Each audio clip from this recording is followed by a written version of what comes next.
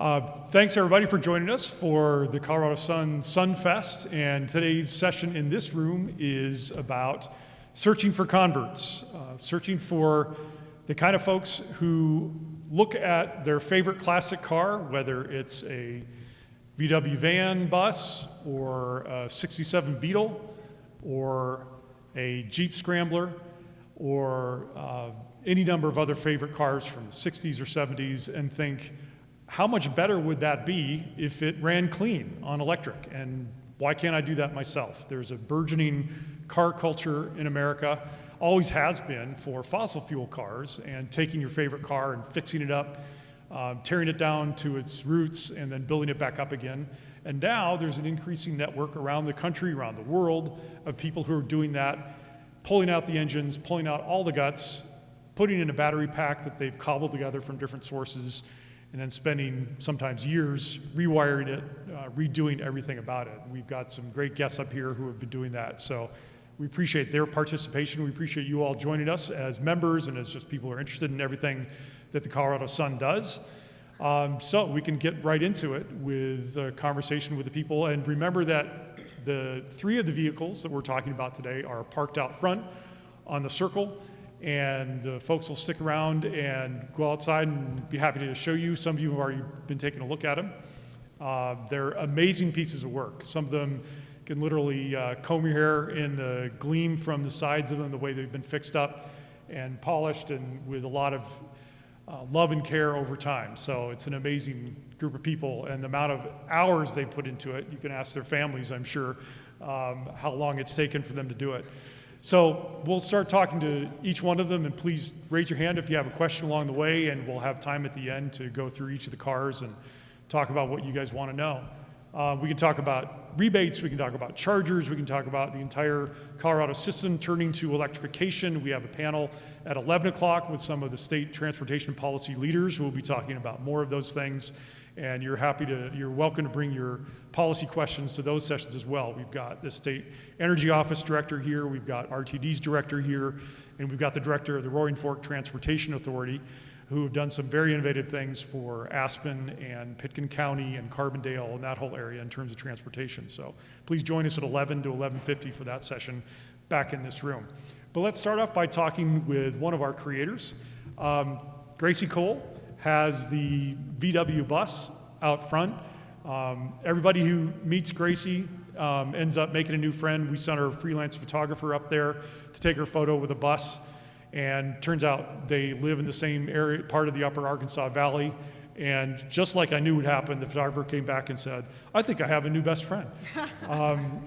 Gracie has done any number of things that she can talk about. One of them is she rode across the entire country on a unicycle. First woman to do that, is that right, Gracie? So there are men crazy enough to do that, and you were the first woman to do that? And apparently no women crazy enough since. No women crazy enough since. If you look at the console, she just told me this, it's an amazing piece of work, on the VW van. It's made of license plates that she picked up along the way on the shoulders of the road while she was riding her unicycle. It's really cool. California and Montana, I noticed, on top, among some other states. But Gracie has fueled planes down in Antarctica as a job. She's currently designing a new spacesuit for a Colorado company. And then somewhere along the way, decided to go back to School of Mines for her degree and in engineering. And Gracie, tell us how the van got involved in that. Yeah, we'll do that. Thanks.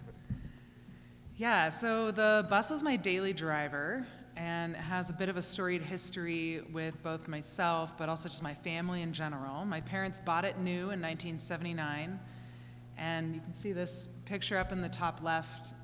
That's me in my mom's arms, and the bus was our only family car for almost my entire childhood, so it really became a member of the family itself, and took a lot of road trips, 10,000-mile chunks around the U.S. and piled in without AC and minimal use of seatbelts. And so it was just always a part of my life. And So I ended up with it. A few people in my family, it's bounced around its ownership, but I just really developed a love for classic cars and specifically vintage Volkswagens. I got to tell you though, the way that you reacquired the vehicle after losing it is kind of important. So her dad, as the kids were growing up, wanted to learn how to drive, obviously. And if you look again at that flat front, and if you're a parent, you're thinking, there's no way I want my kids driving that thing around and hitting any other vehicle that has with that flat front. So it was time to get rid of that and find a safer vehicle. So what happened after that? What do teenagers do? They rear-end people. So I did anyway. So my dad sold it, and the poor guy buying it was like signing the bill of sale, and we're all crying and taking pictures of it. And he's like, I'm just trying to buy a bus. And so we do the thing, he gets a safer vehicle, and a few years later, my brother saw in the classified ads of the local paper an ad, very short and sweet, but it sounded awful lot like our bus, and it was like, call Mark. And we're like, we sold it to a Mark. Surely there's not another one of these. He hunts him down, connects with them, finds out it's the exact same bus. At this point, we've had seller's regret, and so we're like, gotta snag it up. So my brother had a 61 Chevy Bel Air at the time and sold that, bought the bus, and it's been in the family ever since. So when I graduated from college round one, I received the bus as my graduation gift, and with the agreement that it never leaves the family again. So I think as I've continued to build a relationship with it and build many, many memories, I was staring down this engineering degree and knowing there's a capstone project during the senior year, and I'm not one to settle. So I was like, what would be my dream project? And am I gonna settle for what's offered to me as a senior? I was like, there's gotta be a way I can make this my senior project. And so I proposed it to the mechanical engineering department, got the capstone design team on board. I asked for 6 engineers to do this project. After the initial intro event, they're like, can we give you 15? And I was like, oh boy. So we had quite a team that poured their heart and souls into it, fueled by donuts. And so we were able to really address what were my 3 pillars and motivations, was increasing the performance, the reliability, and the relevance, because I'm in it for the long haul, and I plan on keeping this for a long time, and I wanted to keep that relevance high moving into the future. And do you think, are we headed there? I mean, how will it be many more years before everybody's driving electric? Are you convinced that that's... It seems like it's moving that way. I think there will always be a place for some fossil fuels. I think we just have to be pretty judicious with that. And as there's I've noticed a bit of a chicken and the egg situation with infrastructure supporting EV use and the number of EVs. And even this morning, I was like, well, I could really use a charger here or there. And you just have to do a little bit more planning. But, you know, before cell phones, we had to do a bit more planning too. So we know how to do that, and I'm willing to be part of the tip of the spear if that's what it takes. So you've got this shell. There is not, at the time especially, there wasn't someone making batteries in the perfect shape of VW's frame. So where do you go? Who do you get batteries from as just one of many things you have to do? Yeah, getting batteries, thankfully, with the number of EVs increasing, there's more salvaged cars, and a lot of times they're being salvaged not due to battery damage. So they're reusable. You can get them with, 20,000 miles on them or less. And so we were able to get used Tesla Model S batteries. Mine has 18 of them, so that was the main expense in the conversion itself, because each one at the time that we purchased was approximately $1,100, and worth it. I knew this project was worth it to me, but it's just one of those big planning items when you're looking at the EV conversion and what goes into it. So 19,000 roughly just for the batteries. How many battery packs are in a regular sized Tesla? Tesla Model S has 16. Okay. We have 18. Okay, so you need and I think the one time I beat a Tesla Model S off the line, it's because they weren't trying. And So then once you acquire the batteries, what are some of their challenges you face along the way in terms of finding parts, late nights, drilling holes, engineering schemes? How much of it is done with computer software? Tell us a little bit more about the process. Yeah, and actually, if there's a picture of the mines students working on the project, student involvement there. Got it. This captures, I think, some of those late nights you can see on the bottom left. And we had to do the traditional, like, how many people can you fit into the bus picture. You can also see, like, there's a big cardboard. We needed to do actual calculations, and that was the scrap paper around.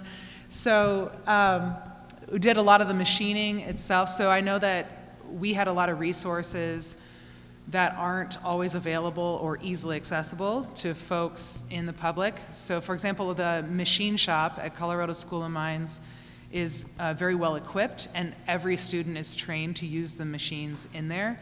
So, and also we have maker spaces that have 3D printing machines, and we have the biggest resource at Mines is a bunch of nerds who just love this stuff.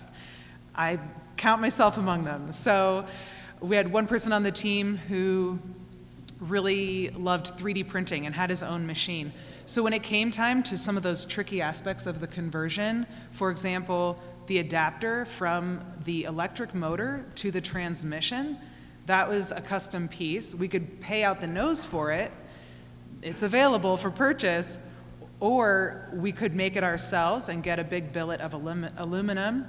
And we did a mock-up with the 3D printer to make sure it fit before we measure twice, cut once. Well, then how are you forging or cutting aluminum once you've got the design in the 3D printer? Yeah, once the 3D printing gave us an idea that this was the right design that would work for the packaging, because the packaging is another challenging element of working with a constrained space. And so then we purchased a billet of aluminum and then used a CNC machine to make sure it was high precision and did the job right. Okay, well, don't everybody try this at home. It sounds like there are some School of Mines machines involved. There are, but it is a part you can purchase as well, so Okay. There's a couple different angles you can take. Okay, and how long from starting to rip it up to actually driving it did it take? And this is, again, with 14 or 15 people involved. Yeah. Part of the capstone project is learning the entire project life cycle. So we actually spent the first 8 months of 2020 just doing the planning, the research. No one on the team had done anything like this before. So we're all starting from scratch. There was no EV automotive class at Mines, so we were taking theoreticals from a classroom with different applications and learning this new application of what we had learned in textbooks. And by the time we started ripping everything out, that was approximately mid-September of 2020, and we drove it on December 9th. So we're looking at just under 3 months. Wow. And a lot of those people were spending a lot of their time. Yeah, I mean, 15 folks with senioritis, and so it took a lot of donuts and motivation and late nights. And we have set times, multiple times a week in the capstone program to do work on the projects. But me personally, as project leader, I spent approximately 6 hours a day just getting people lined up for their tasks, determining what was next, ordering the parts, and having what the team ended up telling me they called mom talks. I'm like the older, non-traditional student, and I'm like, hey, let's check in on mental health, because we're going through a lot right now. So, yeah, it was a lot of people management and project management. Okay. By the way, Gracie sells burritos. Are you still doing that out on the bus? That was a summer gig. That was summer gig. Okay. Next summer, maybe I'll look for her in the mountains, selling burritos out of the bus. Big question, obviously, how does it run? And what's your range? What did you have surprises once you started driving it about what it felt like to be electric rather than fossil fuel? Yeah, the range is approximately 150 to 200. It should be more. My customer requirement was at least 250, and so we did our best. We've also had some learning curves with the BMS. I'm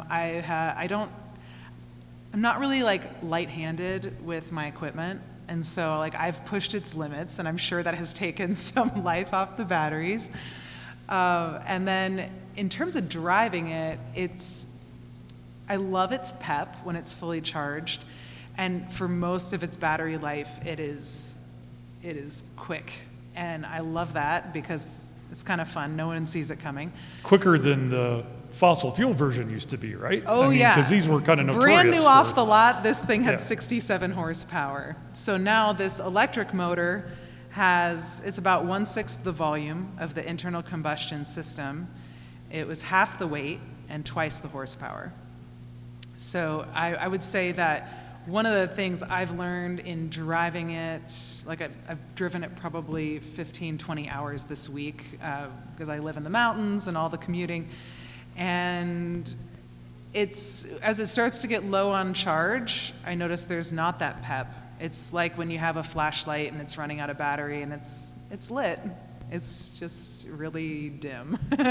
So that's what I've found, and that's been something I am learning. I was so in tune with the internal combustion system. I have memories in the bus as some of my earliest memories in life. And so I knew all the nuances of its sounds. It had its own quirks. I was very attuned.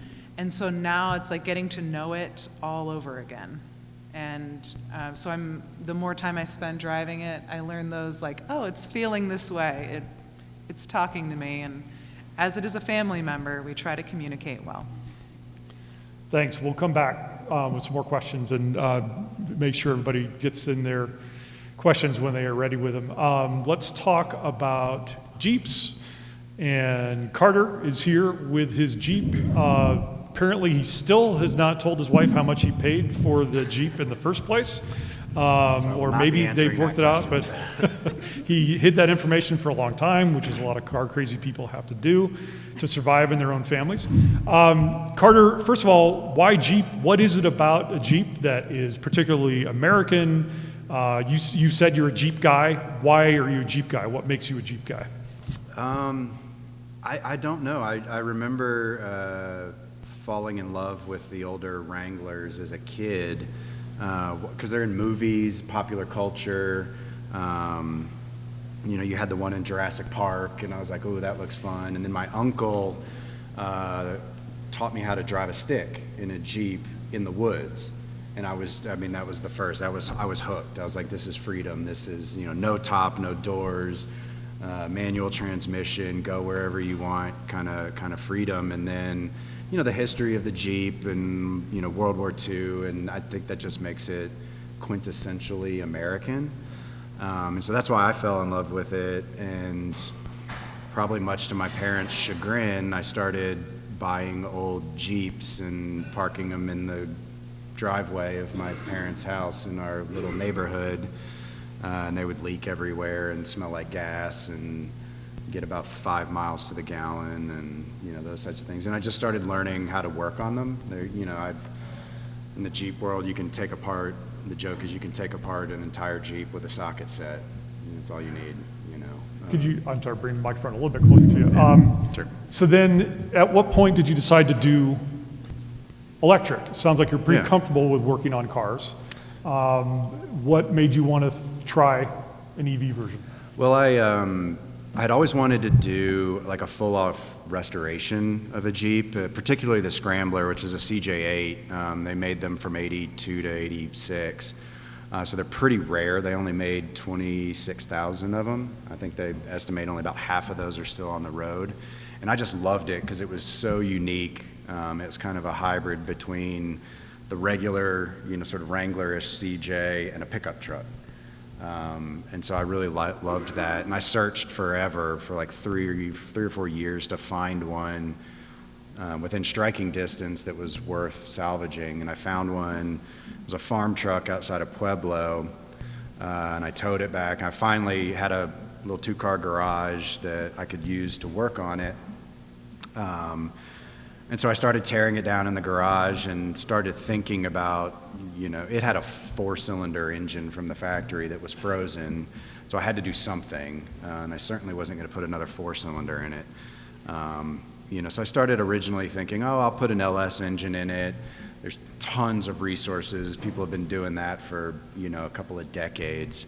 But then there was a TV show, I think it was on Discovery Channel, called Electric Classic Cars. It's a British show, I think. It's a British show, right? yeah. It was Okay. a couple of seasons. I think they still do the show, but it's only in Britain now. But that came on, and I was like, kind of a light bulb moment. I was like, oh, this is a thing that people are doing. And so I just started reading about it. There's a DIY electric forum that I started reading about. I went into YouTube and started watching videos, just really nerded out on it. Got really into the weeds on, how do the systems work? What is a battery management system? What does the charger do? What is a high voltage junction box? All these things, just kind of learning, and from the forums and reading articles and all that good stuff. And I just decided that I was going to do that. Like, I wanted to do something unique, and so it was perfect as a part of a restoration because I basically was able to start with kind of a blank canvas. So you had to tear it down to this? I tore it down all the way to the frame. Okay. Again, with a socket set and some wrenches, and a patient wife, because she was promised part of that garage for her car, which didn't materialize for a while. But this was what I started, why I started it, because I just wanted to work with my hands and do the restoration work, and that was all learning too. YouTube University is is a thing, and there's Jeep forums upon Jeep forums where you can learn how to take a Jeep apart, and I bought a little welder and taught myself how to weld. I'm more of a grinder than a welder is the joke, but it works. I had a local shop paint it once I finished all the body work, and then I started researching where to get the electrical components, and I found a company in California called Electric GT, they were a very young company, a startup kind of company, and they were doing kits for the old Toyota FJs. So I reached out to them, and I was like, if this fits in an FJ, I bet you it fits in a Jeep. Is that what we're talking about here? Yep, that's part of the Okay. system, and you can see it outside. And so they have a little bit of a different model than taking Tesla modules and stuff, where they actually source what they call OEM or newer battery modules and stuff, and they call it a crate system. Nothing is ever a crate system, but I went with them because So all parts included is not a thing? no. Or if they say it, they don't mean it? They'll get there, I Okay. think. They'll get there. They're a young company. They were actually just acquired by a large transmission company, so I think the promise is scale, professionalism, that kind of thing. We were learning together. I was a bit of a guinea pig, which is fine. But so I went with them because of the promise of a crate system. I'm not a master electrician. I am a software engineer by trade, so I understand the software side of it, but the electrical components and stuff, I wanted to outsource some of the things like building of the battery boxes, building of the high voltage junction box, mainly for safety. I didn't necessarily want to be the one to electrocute myself or do something wrong and fry a BMS or the inverter or something, which you read about on the forums all the time. I didn't have the money to spend $2,500 because I didn't hook something up right. And these guys did a lot of that, and it's all very modular, so I was able to put one of the battery boxes where the gas tank used to be, and I know you guys did the same thing, and put one in the engine bay, and put one in a utility box in the trunk. So they sent all of the battery boxes and the wiring and the connectors and all these things, and so I kind of took it from there with their Google spreadsheet of a schematic, and their customer support was helpful for sure. So that's how I ended up. So we're honored that this is only the second time that Carter has had, is that right? That you've had that out on the road this Yep. far? Yep. To bring it here. So make sure you spend your time, take a look at it, and appreciate all the work that was involved. It's very much still a shakedown run. And like even a nice engine swap, you're going to have the same thing. Yeah. You're going to get it on the road. You're going to realize that, you know, something about the ECU needs to be changed, or You had no power steering from your from power Berkeley, steering Tennyson pump neighborhood to here. is not functioning the way you were hoping, you know, things like that. So But overall, how do you feel it rides? Do you know yet what your range is going to be? And I estimate my range will be about 125 miles. It's a 53 kilowatt hour pack. It is a heavier vehicle. It weighs about 4,500 pounds. and how does that compare to what the original was? 3,750 was the Okay, gross so you got vehicle about weight 800 off extra the pounds. line. Yeah. And I think you had mentioned that you were wondering about that. You've added 800 pounds. Are the brakes still rated for that kind of highway driving? And are these the kind of safety questions that we are all exploring as a big experiment at the same time? You have to think about that when you add more power, regardless of what the power source is. And luckily, the Jeep aftermarket community has been around for decades. And so I literally just went on this site called Quadratech and ordered an upgraded brake kit that people have been putting in. You know, they've been putting 300, 400 horsepower gas motors in these Jeeps for a long time. And so there's already upgraded brake systems and stronger axle shafts and stuff like that. So there's a few things you have to keep in mind, but it's not anything different or new. Okay. So I want to bring in Kevin, and then I also want to talk to all of you about kind of public reaction, which is often good, often a little bit hard to understand, and I want to understand it more myself. So Kevin Spencer has the beautiful 67 VW Beetle out there. Kevin has taught Army courses in auto engineering, auto electrical engineering. He has worked in shops, he has run shops, came out here with his wife. They live in Longmont. And Kevin, tell us about when you decided you wanted to do a Beetle project. You told the story about how you actually got it home to your garage to start working on it when it was still a beat up fossil fuel car. So tell us what that first drive was like. So, has anyone here ever owned a Beetle or ridden in one? Show of hands. They're smoky, they're noisy. 0 to 60 time, you need a calendar. So basically what my background is real quick is I've been a mechanic since I was 16. I got into drag racing, had a very low budget, always wanted a nice muscle car, couldn't afford it. So I had to make power the cheap way, you know, find a turbo to put on something, or, you know, put a bigger engine into something to make it go fast. When I came out here, I rented a Tesla for a little while, and I was very impressed with the power. The range was pretty good. It was comfortable, it was quiet, but it was just amazing how well it would drive. I thought about buying a Tesla, but it seemed like an appliance to me. It's basically, it gets you from point A to point B, but everybody has one and they're all the same color. So I wanted something unique. So I went and I found this Volkswagen. The bodywork had already been done on it because I don't do bodywork. When I try, it usually comes out pretty bad. So I found one that was already painted pretty nice and the interior was done. I started to drive it home and it stalled on me. It was smoky. I had to roll the windows down. It was about 40 degrees or so outside. So it was not comfortable at all. It broke down on me on Route 36 in Boulder, and I had to get out and push it off the road. Luckily, it only weighs 1,800 pounds, so I was able to do that by myself. I had planned on taking it to car shows and in the fall and then doing a conversion in the spring, but after it broke down on me so many times, I just pushed it in the garage and I said it's not coming out until it's electric. So I started the project in December, and I had it running in March.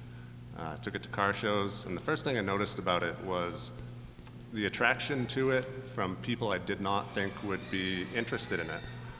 Older folks who had owned Volkswagens would tell me their stories about owning a Volkswagen, and they were very intrigued by the electric part of it.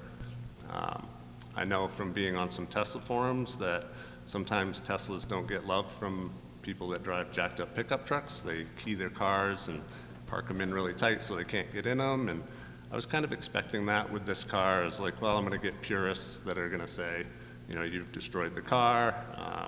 It doesn't, you know, it's not up to its heritage and things like that. But I got a really warm reaction from everyone who saw the car.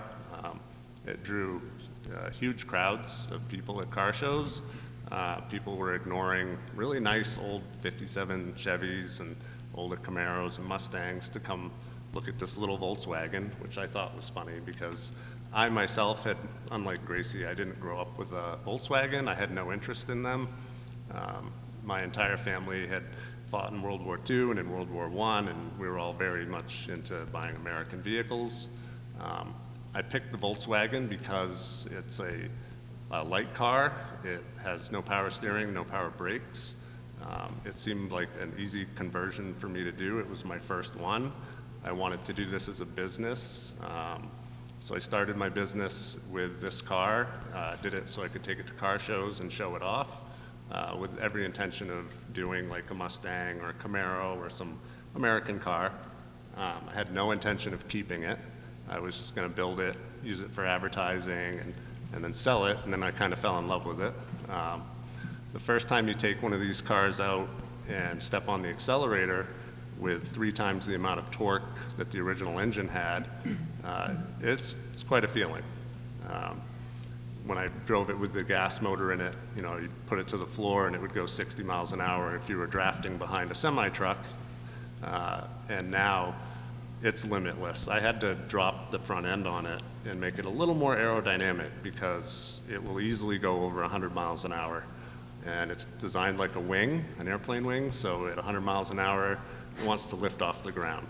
So And I had to no, make some there, no adjustments. 67 fossil fuel Beetle ever went 100 miles an hour, did it? Not absolutely Not in my Yeah. memory when we were driving. Top speed on this thing was about 60 to 65 when I was driving it home. And that was with a bigger engine. The guy I bought it from put a newer engine in it, so it had a little more power, but these things originally came with like a 1300 cc engine, maybe 50 horsepower. So this car had never been this fast. One of the reasons I like this project is because in the 60s, the Beetle represented getting cars to the masses, getting a car that runs, getting a car that is affordable, you know, getting transportation to people who need it for work, for pleasure. And the idea of turning that into an electric concept and moving that idea into the future is very attractive to me. I'm wondering if you feel like that's people's reaction too, and do we need more affordable electric vehicles, not just the Teslas of the world? I drive a Chevy Bolt. It's a great car. It's not necessarily that great looking. I doubt if people will convert it 50 years from now, but it drives like a rocket, and it's and it's by far the most affordable of all the electric vehicles that are commercially made out there. Yeah, so luckily Tesla vehicles have come down as well, and with all these rebates, federally and local rebates, I mean, you can save up to $22,000 on a new electric car. The very affordable part for me is up in Longmont where I live, it's 8 cents per kilowatt hour for power. I have a 26 kilowatt battery pack, so it costs about $2.20 to charge it. And I can drive 100 miles. So I basically can drive to work all month for $4. Gasoline is $4 a gallon. So it's a little expensive to do a conversion. It's a little expensive to buy a brand new electric car. But after you buy it, the cost of driving it is so much cheaper than buying gas. Even if you weren't into the environmental reasons, just financially, it makes more sense. And there's a lot of other things that you don't have to deal with as well. There's no oil changes, there's no coolant flushes, there's no regular maintenance to these cars. You just get in and push a button and drive them. In my case, I kept the manual transmission, so I still get that sporty driving that I like. It doesn't feel like I'm driving an appliance at all. It has its little quirks and nuances, but it's super reliable. Since I put it together in March, I've never had to work on it. I just turn the key and drive it. So A lot of people who, including myself, who buy electric cars off the assembly line want to know how long can we expect our battery packs to last under, assuming we don't get in a crash, assuming very normal Colorado driving conditions, and you can all address that one, but I'm curious, how long can we expect a relatively new battery pack to last us before we're going to need a serious replacement? So the thing about that is what Gracie kind of touched on is we're in this experimental phase, this tipping phase, this point of the spear, as she called it, where we have this current technology of batteries that may last, 100 to 200,000 miles, but those will be gone within a couple of years. We're going to be replacing them with solid-state batteries. Solid-state batteries are lighter. You can get a lot more range per pound of battery. They'll last so much longer. They basically can't have thermal runaway. There's no liquid in them. So battery technology is just coming light years every month. It seems like we get more news about this different type of battery that they're making that's going to be better. So the current batteries I'm using Tesla S battery modules as well. They're liquid cooled, which means every cell, there's 444 individual batteries inside each pack, and every one of those has liquid cooling passing over them, so you can keep them at optimal temperature, which makes them last longer. If you're not fast charging them every day, they'll last longer. It really depends on how you charge it and how you drive it and the environment you drive it in as to how long it will last. But I mean, there's Teslas out there with 300,000 miles on the original battery pack. But that's really not a concern of mine, batteries right now, because like I said, the technology is changing so quickly that, I built this car in March. By next March, they'll have some other type of battery available. Like I work for a company called Scythe where we build fully electric, autonomous, commercial robot lawnmowers, right? So they're quiet. You can go mow at an HOA at 7 o'clock in the morning because they're not loud, they're not smoky. They can mow all day, 10 hours, on a single charge because of the battery technology. So we're already seeing new battery technology that's better than what's, in a 2015 Tesla or something like that. Colorado Sun readers might know that the Air Quality Control Commission is sometime later this year about to ban state government and institutional use of fossil fuel lawnmowers in the summer months to help cut in the ozone problem. They will also consider an alternate proposal to ban the sale of new push fossil fuel equipment for lawns, for leaf blowers and lawn mowing equipment. So it's a seemingly small chunk of the ozone, but it's actually a contribution they can measure. So robot lawnmowers is a great idea if they're electric. I wanted to get back to this question of the culture of it and the reaction that you get from folks. Obviously, when we came out to take a picture of you and talk to you more about your car, there were some roofers working across the street. They immediately came over when Kevin opened up the back and wanted to start talking about it. So you get this reaction a lot of, oh my gosh, that is so cool. Tell me how you did it. How long did it take you? How does it run? But Carter, there's a video online of you interviewed at an auto show. And some of the comments below that on YouTube, we have a saying in the newspaper business of never read the comments, and that probably goes for all walks of life these days. People are just weird. They'll say, you never should have done it. What did you do? You ruined it. What's that all about? I don't know. It's weird. It seems like the rise of EVs has been turned into kind of a culture war thing for some reason.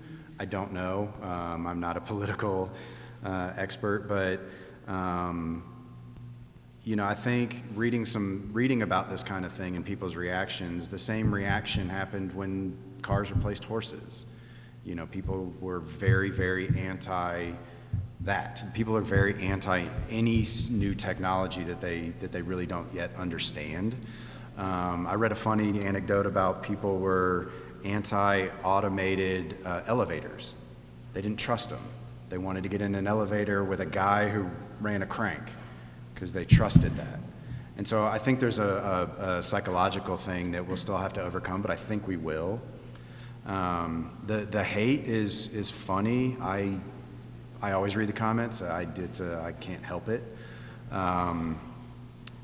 Purists of Jeeps and Volkswagens and Mustangs and those things, by and large, yeah, you'll get some. I was told to drive it off a cliff. They were like, "Oh, you can't off-road it." And yes, I can. You're gonna plug it into a tree? What? But it's interesting. At least in my experience, it's totally online. So the video that I was fortunate enough to be in, I was fortunate enough to be invited to SEMA last year, which is like the world's largest car show. The company that I got the motor and everything from had a booth, and so they invited me out. And everybody in person, even the Jeep purists, I talked to a guy from Jeep. They were curious and asked questions and were like, "Oh, that's great, that's cool." You know, I had a few people that are like, "Not the route I would have gone, but very nice." You know, so that face-to-face, I think it's probably just harder for people to be a jerk to you and when you're standing in front of you. So it's all the online anonymous comments, and I had one guy there tell me, it's like, if you're not pissing people off, you're doing it wrong, or something like that, so. Terry, you're working on a Corvair, right? Yes, doing a 61 Corvair wagon. And Terry also helps organize EV educational events. I'm not sure what's going on with that one. Yeah, that sounds fine. You also help organize EV educational events where people can find out more about conversions or just getting home chargers, things like that. Maybe we should move the other mic over. You could just talk loud. Okay. Yeah. Oh, closer, okay. So, but on your personal project, you're working on a Corvair. Do people defend the old Corvairs, which had, people have love-hate relationships with those too, right? Yeah, sure. Even under fossil fuel power. Yeah, I mean, the Corvair, first of all, it was only made 2 years, the wagon, so a lot of people don't even know it exists. And since the project's not done, a lot of people, I don't think, really have seen it yet. So I'm sure the hate will come. But yeah, so far, no, it's the reaction's been positive. Yeah. This is, maybe you could talk a little bit about this picture. This is not your project, but this is one of the projects of people that you help network with and get involved with around the state. Yeah. So tell us about that one. Sure. So I run a conference called State of Charge. It's an educational conference for performance EV conversions of classic vehicles. And in fact, we just finished up last month at the Colorado School of Mines. This particular photo was from the previous year's conference, and then we do a public car show as well called La Vida Volta. And so this was up at Red Rocks Amphitheater. This is a local vehicle. Jimmy Underhill built this 97 Land Cruiser. And the nice thing about this concept is that, there's a wide range, obviously, of going about doing it. So first of all, pick the car of your choosing. But then also, you can try to do it on the cheap, especially if you have the do-it-yourself skills, or you can pay somebody else to do it, or you can spend a lot of money to do it. So in this case, Jimmy wanted to do it on the cheap, and he's mechanically inclined, so he went and bought a wrecked Nissan Leaf. I think he spent $8,000 on that car, and then literally just moved everything over from the Leaf to this Land Cruiser. And then on top of that, he added solar panels to the top. So Jimmy takes this to Moab probably at least once a month. So this vehicle gets used all the time. It's super reliable. Again, he's done it for very low cost, because he was able to, do the work himself. And he could recharge from those solar panels on top? Or is that for running other things? It's negligible, but because he uses this for rock crawling and all that, so when he's out camping in Moab, it's great. You wouldn't try to recharge, driving around Denver or whatever, but. Okay. Let's see, you sent this picture too. That looks much more high tech. Yeah, so this is a company out of Temecula called Scorpion EV. This is a 1,000 horsepower all-wheel drive Cobra. So this is a dual motor, Tesla drive units, 1,000 horsepower. So what are they using all that horsepower for? It is four-wheel drive, so is It's it all-wheel drive, yep. meant to be a mountain car, meant to be a No, it's meant to race be car? a hold on for your dear life car. So they also make a 600 horsepower rear-wheel drive car, which I think is probably going to be the more popular vehicle. That was probably more of a proof of concept, I would guess. That we were talking about, Gracie was talking about the Tesla Model S battery pack. So that's a complete Tesla pack there. So there are 16 modules there. You can see 7 on each side, and then there's 2 stacked at the front. So that's how the battery pack comes out of a Tesla Model S. And so these are by far the most popular batteries for conversions. Elon Musk will not sell them new to people, and so as you've heard from the panelists, the only way to get them is to buy them salvaged. And so there's a large market now. And there should be more options. People may not have heard that there's going to be a massive battery factory right here in Adams County in Brighton in an existing empty warehouse, and they're getting some state and some federal subsidies to build battery factory for different kinds of vehicles. I don't know if they're going to be for small lawnmower vehicles or for big cars and big trucks, but that's cropping up all over the place with the new credits, tax credits in the IRA. There's a lot of investment going on. Yeah. So 2-3 years from now, there should be a lot more options for the kinds of batteries people can plug in. Yes, and it's not to say that that's the only option now. So you can buy new batteries now. So a lot of folks too are using core power cells or CALB cells, or you can buy these what they're called prismatic blocks. So you can go and buy new batteries for these kinds of projects, but the R&D that Tesla has done, Tesla just set the bar super high. So you can either get kind of a used Tesla pack, or you can buy a brand new battery pack as well. That actually is the Corvair. Okay. Corvairs, if you all remember, supposedly unsafe at any speed, right? Although there's a lot of mythology around that as well. Yeah. But also a well-loved by a lot of people shape for a car. Yeah, so this was a rear-wheel drive, air-cooled vehicle. And what made them notorious is they had what they call a swing arm design of the axle, the suspension, the axle. So Ralph Nader, highlighted this particular vehicle in his Unsafe at Any Speed book. Supposedly, 6 or 7 years later, the NHTSA, National Highway, came out and actually said, in retrospect, the Corvair was not any less safe than any other cars of its era. But it got a lot of attention, obviously. Yeah, it got some bad publicity. So that is, that's the wagon. That's a motor called Camus Power. So this will be a direct drive motor out the rear. The Corvair came, I think, with 80 horsepower originally, and that motor there will be about 340 horsepower. So I'll have about 4 times as much horsepower. And are you working on battery packs, or where will those Yes. fit in there? So battery, I haven't made a decision quite yet on what battery packs I'm going to use. I am looking for an LFP, which is the lithium iron phosphate option, just because it is technically a little bit safer, but they're harder to come by. This is a truck, 58 Apache, that was done by a shop out in Salt Lake City. This is a great, really, really nice build. He's used a Tesla large drive unit performance in the back. It's on airbags.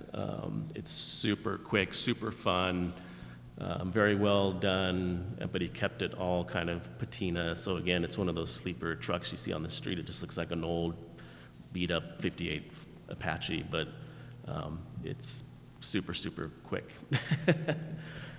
Let's see what else you sent here. That's the front of it there. Yep, that's the Apache there. What else we got? Oh, this is one of your... Yeah, so that was, this is from this year's conference at the School of Mines. And we also offered some more in-depth advanced training the week before from a company called Legacy EV. And so you can see in the foreground there, that's one of the training benches there. So, we teach people how to do this kinds of conversion. In fact, that's the Hyper 9 motor, which is in Kevin and Gracie's vehicles. You can see on the bench there. Yeah, so that was from just few weeks back, actually. We've got a few minutes left. Anybody have a particular question for a particular member? Yeah. Yeah, go ahead.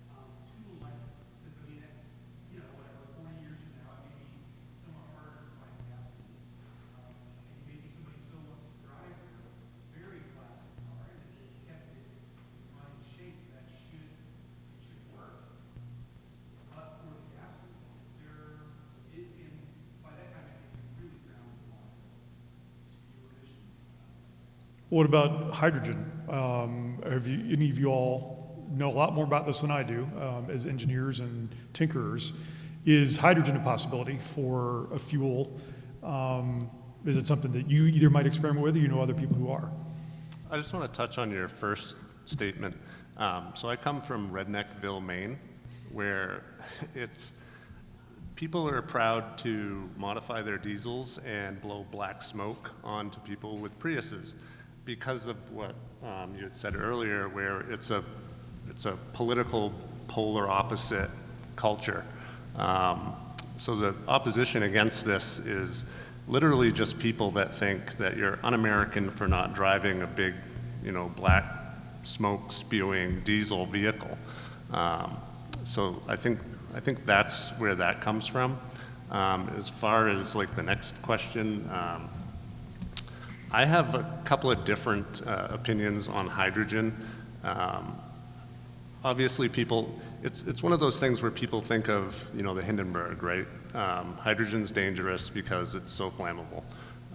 Hydrogen dissipates in the atmosphere so fast that you can't light it once it hits the atmosphere. Toyota makes storage tanks for them out of like a carbon fiber type material that's so strong, like you can't shoot it with a 50 caliber rifle. You can't puncture it. So the safety is there. Engineers and technicians and stuff that understand the fuel and how to use it, that's there. But I think along with people are afraid of electric cars catching on fire. They don't catch on fire. You have to puncture a cell and have the anode and cathode touch basically to cause some sort of a thermal event. But the fear from public is the main driver behind why it takes so long for things like battery-powered cars to catch on. With hydrogen, I think that fear is just multiplied by 100. So I don't know how quickly we could introduce something like hydrogen into the public just because of the misunderstandings of it. California has more of a hydrogen system in place, and they actually have public hydrogen fueling stations.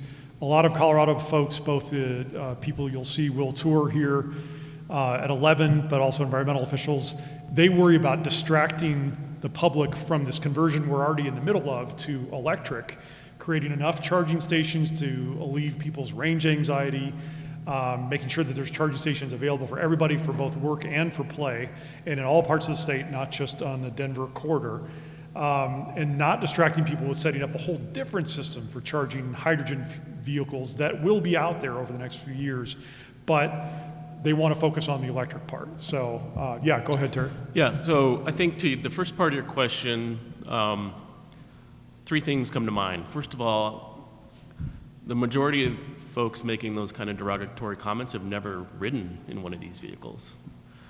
Secondly, I think there's kind of two main camps typically from what I've surmised, and that is the folks that really miss the sound of an engine and the smell.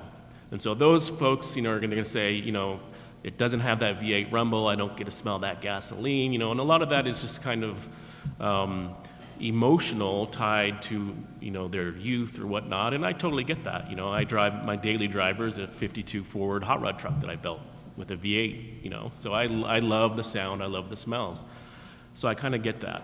And then the other part of that, though, is to Carter's point, is that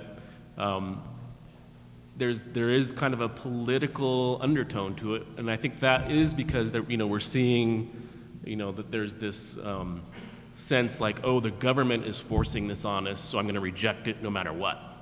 They're not really bothering to really educate themselves about why, or whether it's for them. It's just like, wait, are you telling me that I can't buy a new ICE car after 2035?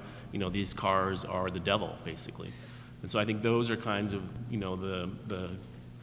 the feedback that you get from folks. But again, most people have never, once you've ridden in one of these cars, especially if you're a hot rod guy, most of these folks that I've met around the country that are doing these conversions, they love the fact that it's good for the environment, but really 99% of them don't really self-identify as like, I'm an environmentalist and that's why I did it. They're like hot rod people. And they're like, I love to build something cool and new and unusual and unique, and it goes really fast. Change is good. Yeah. My editor and I went out with a photographer to test drive a Rivian when they offered a test drive. And they took us out southern Adams County for some roads that we could try it on. And don't tell Johnny Law, but you punch the accelerator on that and you're at 90 miles an hour within 3 seconds.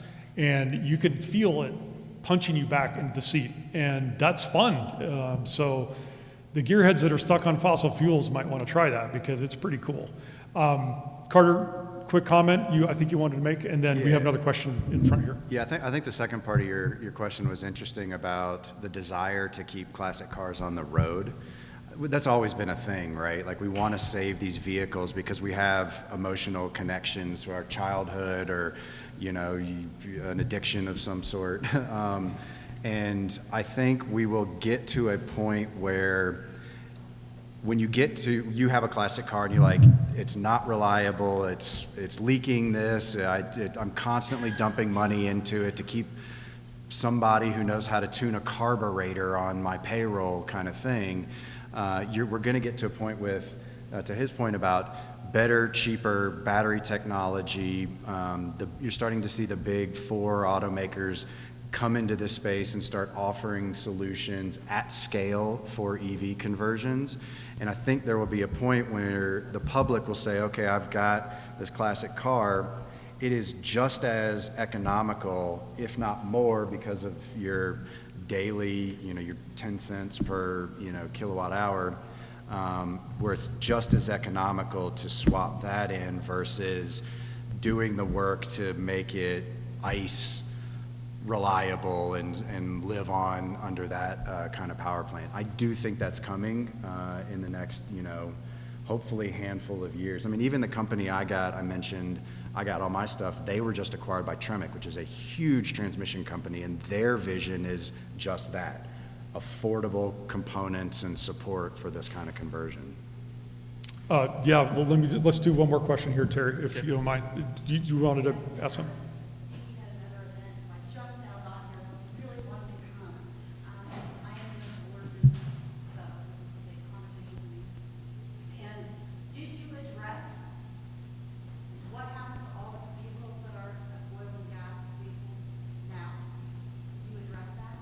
We haven't talked about it specifically, no. So there's millions of cars on the road. I understand the mandates to have electric vehicles, especially 2030 is the magic number. However, what happens to all these cars? What happens to my paid for car that I'm going to give to my teenage daughter who's then going to sell it somewhere and take it for whatever? What happens to all these cars? Do you anticipate mass conversion? So one thing you need to do is come at 11 o'clock to ask that question of Will Tour from the Colorado Energy Office. They are running a Cash for Clunkers program, probably not the car that you're talking about, but they are offering an additional rebate of up to $6,000 on top of all these thousands of other dollars of rebates.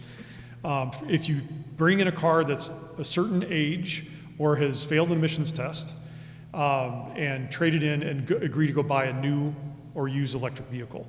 So you end up with $10, $15, almost $20,000 in rebates if you add them all together. That they have limited amounts of money for that now. There are sure to be more and more of those programs as they become more and more popular. The e-bike program rebates are hugely popular.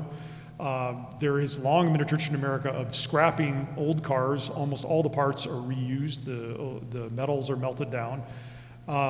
So I'm not sure, if you're asking if more of those will be converted, I guess we could ask our panel, then we should probably go and let people get to their next sessions. But how big a market can this be? Terry, maybe you can answer that. I mean, how much can we expect of this? And that actually was going to go with kind of the point I was going to make, in that, last year, I think it was, the chairman of Toyota really kind of ruffled a lot of feathers when he said that we will not meet our climate goals if we're just focused on selling new electric vehicles, because there are millions of vehicles existing already on the road. So, your point is super valid for sure. I think we're just kind of at this transition period. The problem is, as has been kind of alluded to, really the battery technology. So the batteries are going to be the most expensive part, and typically usually the heaviest part too of these conversions.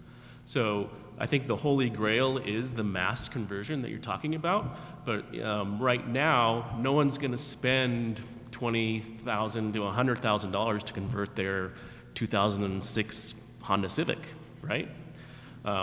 You're seeing people that have these connections to these classic cars or their youth or things that they think are cool and unusual or unique, but that is the holy grail to all the Buick Regals on the road and the Honda Accords and whatnot. And so we're not at that point yet, and I think it is because of battery technology.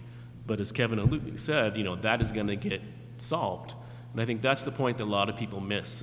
Again, some of the naysayers and haters, like, oh, these batteries are horrible and there's child labor involved and you're killing the planet and blah, blah, blah, blah. And while that, there may be some truth to that, it's going to change. Everybody remembers the big $10,000 cell phones, when they first came out, a mobile phone, right? I mean, it's like, and now we have these. So yes, batteries currently are not ideal, but they're going to get cheaper and faster and better and lighter and better, better manufacturing for the planet and whatnot.